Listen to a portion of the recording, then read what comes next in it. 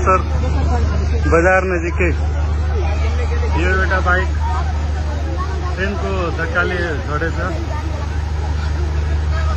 भर्खर घटना चाहिँ गाडी वाहकलाई केही भएको छैन। एकजना चाहिँ लतपत भागेछ पुलिसको डरले। एकजना चाहिँ प्रहरीको नियन्त्रणमा परिरहेको छ। एकजना नियन्त्रणमा छ,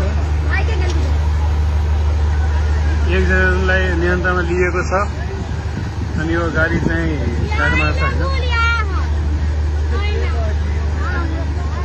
यही हो गाडी हैन।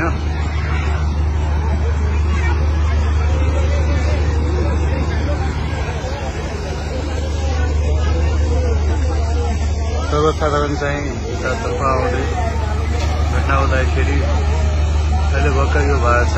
अहिले भर्खरको घटना हो।